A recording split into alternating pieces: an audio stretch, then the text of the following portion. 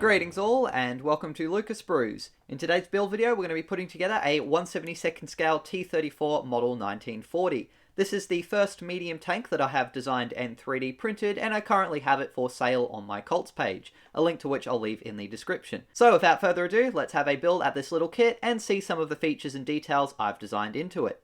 Initially, I designed a T-34 interior set for kits such as the SE, Dragon, and if scaled down, Airfix T-34, and this interior was then incorporated into a full exterior model I designed in Blender over the course of a couple months. This build video covers the first prototype of my complete early model T-34 I assembled, which led to some improvements to the design that I have now available to purchase on my cults page. As well as some improvements, my cults T-34 also includes some optional cutaway variants of the turret and main hull parts for anyone wanting to show off the interior more, as well as a variant of the hull with damaged fenders. After the parts had been printed off camera, I then removed them from the build plate, washed them in alcohol, cured them in some UV light, and then gave them another wash in some warm soapy water before starting recording. The parts were then cut away from their supports with some side cutters and a knife.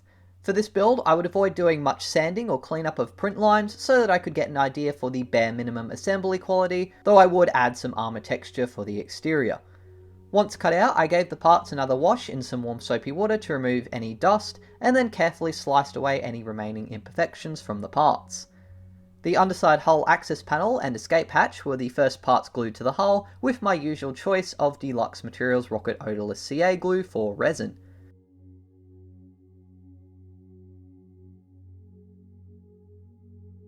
Once in place, I then added the ammunition boxes around the fighting compartment floor, and for some interest I added one that was opened, as well as a lid off to an angle, and some shells in the open box.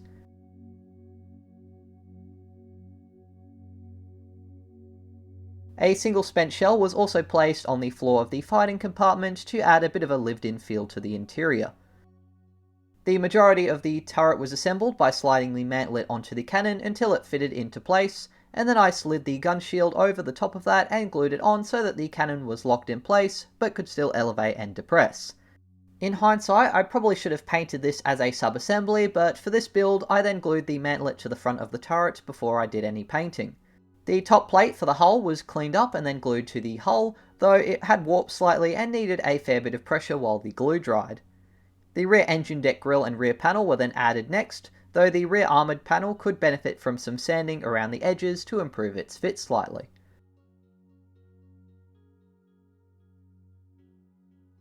I glued the engine access, early square transmission hatch and the early driver's hatch into place in the closed position, though obviously they can be glued in the open position if you wished. On my prototype T-34, the inside surface of the wheels had no detail, but I've since added some to the current version on cults. All of the sub-assemblies, including the lower hull, upper hull, turret, tracks, wheels, turret roof parts, and the engine/transmission parts were then primed with some Vallejo gloss black primer to prepare them for painting. If you didn't want to do the interior in this kit, you could obviously just glue the lower and upper hull halves together and skip on to the exterior. Once the primer had been given 24 hours to fully cure, I then painted the interior of the fighting compartment, the turret and hull roof with some Vallejo Model Air Insignia white. This was thinned down to a ratio of 1 part paint to 1 part Vallejo acrylic flow improver. For the engine compartment, I decided to go with a bare primer look, so I used some Vallejo German oxide coloured acrylic primer, which was thinned down to a ratio of 4 drops of primer to 3 drops of flow improver and 2 drops of acrylic thinners. I struggled a bit to select the colours for both of these areas within the tank, as various forms suggested different colours, and I suspect this also would have varied a lot depending on the factory and when the tanks were being produced. I also struggled to find references on exactly what colour Russian tanks were primed with, or if they were primed at all, with some sources suggesting that it would have been the same sort of red oxide primer as the Germans, others saying they were never primed, and others also suggesting the primer was the same green as the camouflage. I decided to go with these colours in the end because they seemed pretty reasonable choices to me in terms of realism, and they also really nicely contrasted each other. As for the engine assembly and tracks, they were sprayed with a base coat of Vallejo Model Air aluminium, with a similar thinning ratio to what I'd used with the Insignia white. Once all of these colours had dried, which didn't take too long since they were all acrylic based paints, I could then move on to painting details. The first of which were the two compressed air canisters in front of the driver, which I painted with Vallejo Model Air Intermediate Blue. This colour was also used to paint some parts of the air filters in the transmission bay. Model colour Russian Uniform Green was used next on the body of the filters in the engine, as well as the pipe between the radiators and for the breech of the cannon. For the cylinder head covers, I used Vallejo Model Colour Saddle Brown for a reddish oxide sort of rust colour. Model Colour German Pale Brown Camouflage was then applied onto the seats as a base coat for some heavily worn leather, and while that dried, I picked out some engine details, the spare machine gun ammo, the gunner and commander's seat, gunner's foot pedal, shaft connecting the turret drive system to the hull, and some of the vision sights and various electrical boxes with Vallejo Model Colour Flat Black. Vallejo German Grey would then be used to paint the ammunition boxes and some parts of the gunner's foot pedals. A tiny amount of Vallejo Vermilion Red was carefully applied to make a cross on the medical kit storage in the hull, and then I applied some chocolate brown onto the seats, along with several more coats of the various colours while that dried. I decided to darken the radiators and part of the gearbox with a few coats of Model Air Gunmetal Metallic, and then I dry brushed some marks of buff onto the leather seats. Model colour 70929 Light Brown was then heavily thinned down with some water and applied almost as a filter over the seats to give them a more orangey worn leather tone. After the light brown had then dried, I was pretty happy with how the seats looked. Some flat white was then dry brushed onto the raised details on the various electrical boxes and sights inside of the hull and turret, and I also used this colour to neaten up some mistakes I'd made before the various shells and the exhausts were painted carefully with 2 coats of Vallejo Model Colour Gold. After that, the interior was pretty much painted, so I decided to add a bit of weathering. First of all, I created some metal chipping by first mixing some matte varnish with Vallejo Model Air aluminium to get a dull, not very shiny silver, and then I used a fine brush to dry brush it onto some exposed surfaces in the engine and hull, and especially around the driver's footwell and ammunition boxes. Once the chipping had dried, I then applied some Tamiya Black Enamel Panel Accent over the entire interior. This enamel-based wash would highlight the recessed details, as well as add a sort of dark, oily, grimy appearance to certain areas.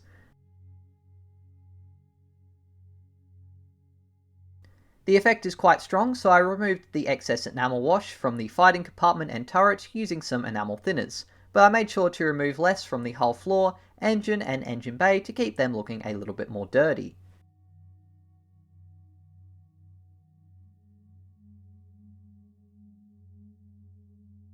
The turret was very awkward to get a cotton bud inside of with the mantle in place, so I mainly used a brush dipped in X20 enamel thinners to access the areas inside of there. I decided to also experiment with some pigments from AK Interactive for the first time to add some extra weathering inside of the fighting compartment. First of all, I tried out some enamel liquid dark earth to create some mud around the floor of the vehicle and in some of the crevices inside of the turret, and then I sprinkled some light dust dry pigments into the wet pigment to add various mud and dirt earth tones.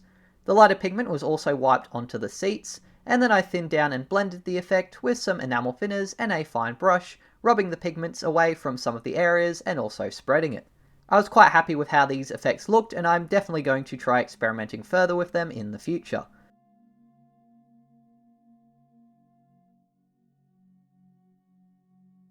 For a rusty effect on the exhausts, I then applied some AK Rust Deposit Enamel Wash onto their surface in a thin layer, and then I also applied this onto some parts of the engine. For some variation and lighter patches of rust, I then wet blended in some of the AK Light Rust Wash. As well as the pigments, I also tried some enamel wet effects from AK to add some wet marks around the fuel and oil filler caps, and also around the whole floor to add a little bit of a wet look to some of the mud.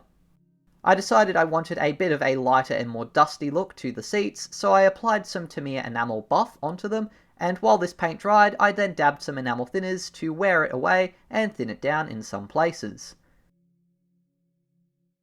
After that, I was pretty happy with the interior weathering, so I went ahead and glued the two roof parts to the turret, leaving the hatch and hull roof unglued so that I could remove them and still see my work at a later date. Cleaning up resin models is something I've wanted to learn and practice more, especially when it comes to getting rid of print lines. So for this build, I would experiment for the first time with using a brush to apply some Mr. Surfacer 500, which had been thinned down with Mr. Hobby leveling thinner. I applied this first on the side skirts and the cannon barrel, the same as I would apply paint in smooth strokes, with the goal of using it to fill in some of the print lines and imperfections. I've also seen people use an airbrush to apply Mr. Surfacer as a primer that can also partially fill in small imperfections, which is something I'm keen to try on some aircraft kits in the future. For the armoured parts of the tank, I instead dabbed and stippled it on. Most World War II armoured vehicles, and especially Soviet ones, seem to have at least some roughness and imperfections, and my aim was to create some as well as to fill in the print lines and imperfections. Initially I was afraid it would hide the surface details and be too strong, but I reckon I actually should have done a second coat of the stippling, as some of the print lines were still visible and none of the details were hidden. Though for a first attempt at this technique, I was still pretty impressed with the subtle texture it created and happy with the result. I gave the surface primer a few hours to fully cure before I then turned my attention to the gaps. I used some Vallejo water-based putty to fill them in, though not much was needed, and it was also in spots where the real T-34 would have had weld marks, which tend to be quite exaggerated, so I didn't have to do much to clean the putty up once it was applied. I also noticed some gaps on the hull, so I put the roof in place and applied some putty, even though I wouldn't be gluing the upper and lower hull parts together. I gave the putty 24 hours to fully cure before then using some white tack to mask off the interior and to attach all of the road wheels and the front parts of the idler and sprocket to a stick for priming. To prime the model, I mixed up 4 drops of acrylic flow improver with 12 drops of Vallejo's gloss black acrylic primer, and then sprayed this, building it up gradually on the wheels which had already received a coat previously, along with the turret and the hull. I continued to gradually build up layers of it until eventually all of these parts were a solid glossy black. I haven't done much experimenting with different colours of primer yet, but generally I'm finding I love black since it helps with artificial shadows and it's pretty easy to apply most colours over the top of. The primer was given 24 hours to cure before I would then move on to painting. For this build, I wanted to test some new greens I'd picked up, mainly AK Interactive's 4BO green. I mixed up a drop of Vallejo acrylic retardant to try and combat any tip drying, as well as 4 drops of AK Interactive's acrylic thinners with 8 drops of Vallejo acrylic flow improver and 10 drops of the AK paint. I began painting the sides of the lower hull first in case I didn't like the colour, but it looked really great to me, so I continued to then spray the rest of the hull along with the turret and wheels, gradually building the colour up in several thin coats until everything was a uniform green, except for the underside of the hull, which was left black to simulate some shadows. I often find AK acrylics are really hard to get the ratios right as they seem to vary between individual colours, but in this case I seem to have gotten the ratio just right as it sprayed on really easily with no tip drying at all. After a few light coats, I was pretty happy with the solid green, so I made up another mix of 3BO with the thinners, but this time added a few drops of Vallejo Model Air RLM Yellow to create a lighter and more faded colour. This layer would add some highlights to the upper surface, simulating some light, as well as adding a subtle wear to the paint. I also applied it randomly in thick layers on some of the road wheels for a bit of variation, as though some of the wheels were more worn out and faded, or perhaps from a different production batch and the paint was slightly different. The effect was very subtle and ultimately it ended up getting hidden by the later weathering, so I may have been better off using white instead of yellow, but I didn't want the effect to be too saturated. The acrylics dry pretty quickly, so once I'd cleaned up my airbrush, I then used AK Interactive Dunkelgrau to paint the rubber rims on the road wheels. I didn't realise until after I'd finished this model, but I should have actually painted the edge of the idler wheels as well with the Dunkelgrau, since the early T-34s had rubber-trimmed idlers. While the first coat of Dunkelgrau dried, I decided to try some more extreme highlights as I've seen both Plasmo and Uncle Nightshift do on their armoured models. This was done by mixing some Vallejo Model Air Insignia White with Vallejo Model Air Ochre, which I'd also picked up as another colour to try for Soviet vehicles. I must admit this was the first time I've tried painting highlights like this, and I was very scared as it looked like I was ruining the model. But as it does for more professional model makers, fortunately these highlights would tone down a lot after varnishing and weathering. A second coat of Dunkelgrau was then applied onto the rubber of the road wheels, and once that was dry, I then used the ochre and white once more to dry brush the details on the road wheels and to carefully pick out the raised metal edge that separates the rubber. With the wheels now done, I was ready to seal the paint job in with some Vallejo acrylic varnish. I decided to go with some semi-gloss varnish since I've seen more professional armour model makers use this to achieve a subtle metallic effect. I may need to do a few more models and different schemes on tanks before I can say if I'm a fan of this technique or not, as sometimes it looks a little bit strange to me, but in this case I thought it looked pretty decent, and after it had had 24 hours to fully cure, I was then ready to move on to weathering. As usual, I began the weathering process with metal chipping. This would be done in several stages, with the first layer being a more saturated and lighter colour than the base camouflage, in this case a roughly even mix of 4BO green with some Vallejo Model Air pale grey green. This mix was then dry brushed onto the raised edges of the hatches and corners of the tank, as well as lightly swiped over areas I wanted to add some scratches, like on the mudguards, around the driver's hatch, and along the sides of the tank and turret. This not only creates some superficial scratches, but would also serve as a contrasting colour to give depth to the second layer of chipping.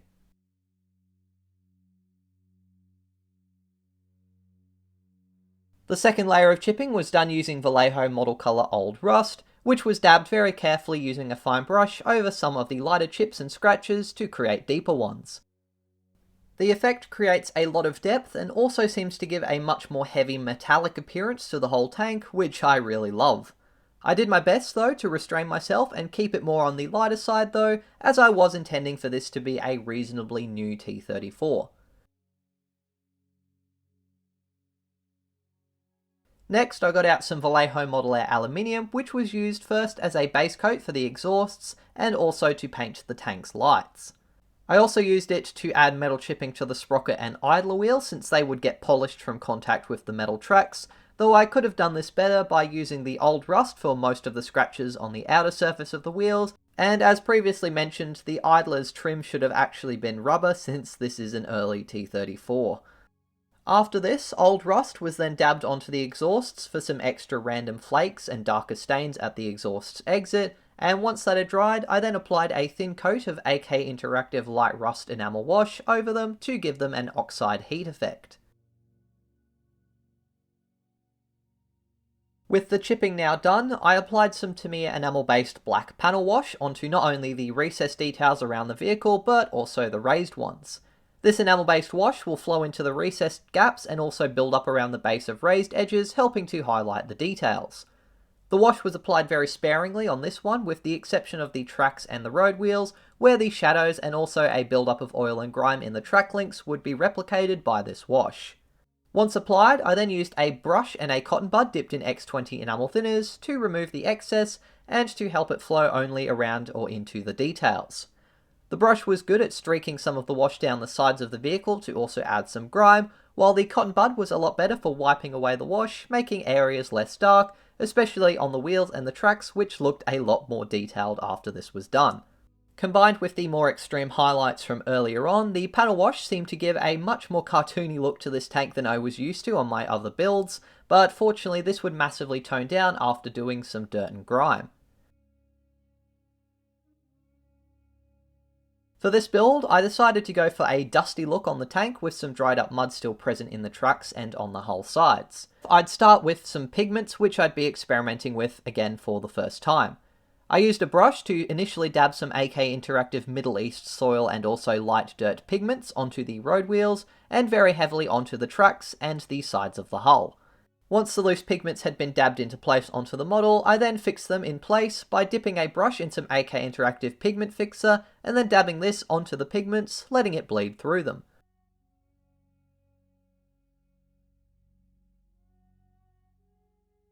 I also found I could build up the effect by applying the dirty wet brush onto the sides of the hull, then layering down some pigments, and finally dabbing on more pigment fixer to help build up a layer of caked dirt and dried mud.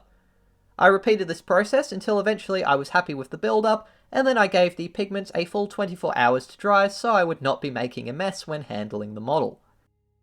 Looking at reference photos, dirt and mud is normally only in the recessed parts of the tracks, while the raised parts that are in contact with the ground are normally free of any dirt and can sometimes even appear to still be shiny in a metallic colour. So I used some X20 enamel thinners to attempt to rub away the pigment and encourage it into the recesses. The brush sort of worked for this, but I found a cotton bud was a lot more effective. The cotton bud dipped in the thinners was also very useful for removing some of the excess pigments from the wheels to make them a little bit less dirty, and also helping to fix down any remaining loose pigments. And I also used it to streak down the sides of the lower hull to fade some of the build-up slightly, and then I dabbed the dirty cotton bud over the hull and mudguards, helping to make them weather a little bit, and keeping the tones consistent, blending the tracks and the rest of the tank together. To practice creating some depth and darker tones with the pigments, I also applied some dark brown enamel wash onto the hull sides to add some depth, and it definitely added a lot more variety and dirtiness.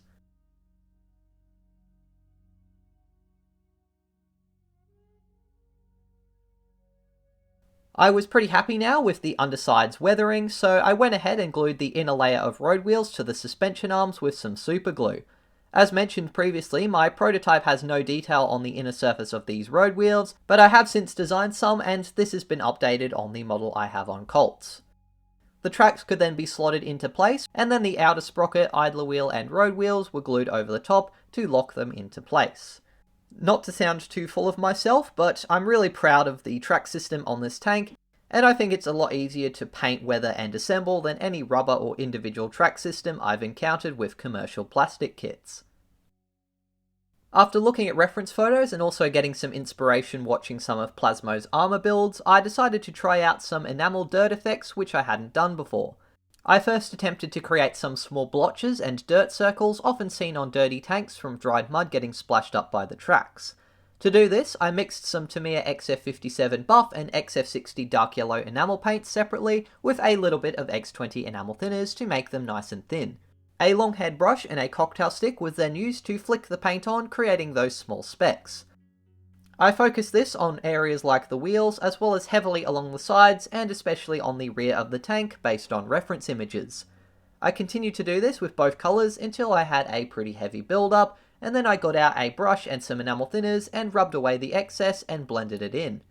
On vertical surfaces, such as the turret and sides of the hull, I brushed in a downward motion, allowing the enamel thinners to create a streaking effect, and also letting them build up in some of the recessed details, adding a natural looking build-up of dirt.